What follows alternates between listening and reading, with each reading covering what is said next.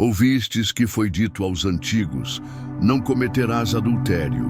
Eu, porém, vos digo que qualquer que atentar numa mulher para a cobiçar, já em seu coração cometeu adultério com ela.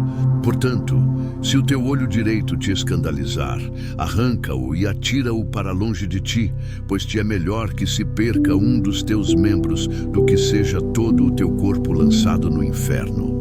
E se a tua mão direita te escandalizar, corta-a e atira-a para longe de ti, porque te é melhor que um dos teus membros se perca do que seja todo o teu corpo lançado no inferno.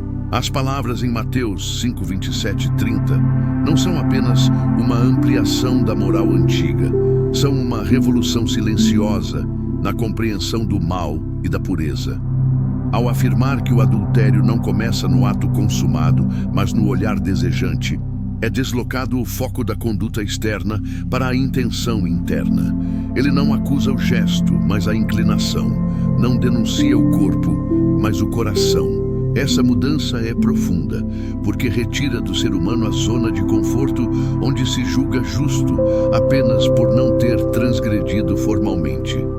Jesus revela que o verdadeiro campo de batalha é o invisível, é o íntimo. O adultério, o egoísmo, a violência, a mentira, tudo isso é gerado antes na imaginação, no pensamento cultivado, no consentimento sutil que damos ao desejo desordenado. Não se trata aqui de condenar o olhar em si, mas o modo como o olhar se converte em desejo cobiçoso. Olhar com cobiça é já transformar o outro em objeto. É negar-lhe a dignidade de pessoa para reduzi-lo a um instrumento de prazer. A ética do reino de Deus, então, não é baseada apenas no que fazemos, mas no que somos por dentro, no que cultivamos em silêncio, onde ninguém vê, exceto as leis de Deus. E é nesse contexto que o Evangelho fala sobre arrancar o olho ou cortar a mão. A imagem é forte, extrema, quase escandalosa, mas ela não é um chamado à automutilação literal. É uma metáfora radical da urgência e da seriedade com que devemos tratar o que nos leva à queda. Melhor perder algo valioso, mesmo que pareça essencial, do que comprometer o todo da existência. Melhor renunciar a algo, a um hábito, a um prazer, a uma liberdade mal orientada, do que perder a integridade da alma. Aqui, o Evangelho está propondo uma pedagogia do desapego. Arrancar o que escandaliza é romper com aquilo que nos escraviza, mesmo que isso doa, mesmo que pareça um sacrifício.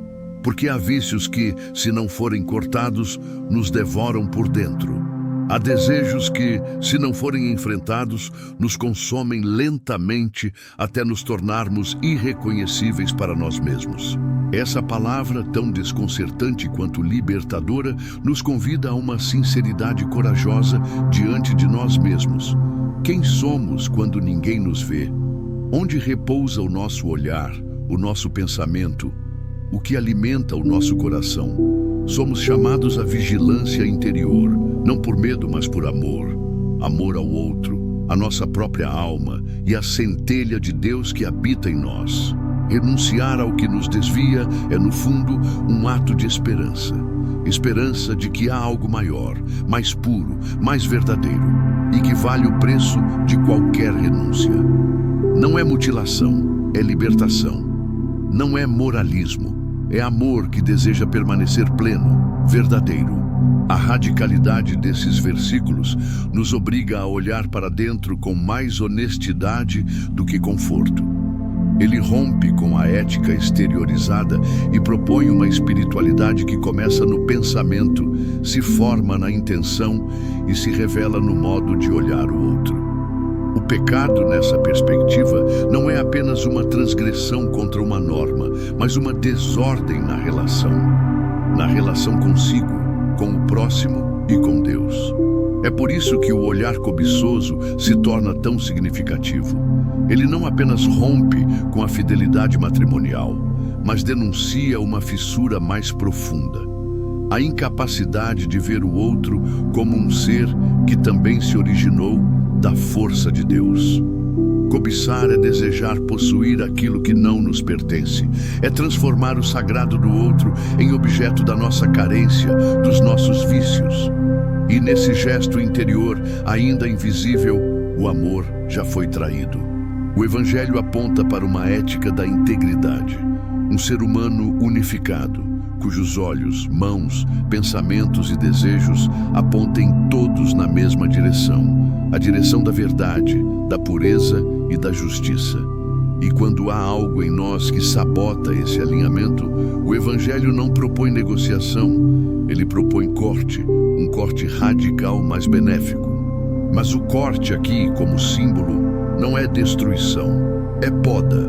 Assim como um agricultor poda a árvore para que ela dê mais frutos, o Evangelho nos convida a podar tudo aquilo que dentro de nós impede o florescimento do amor.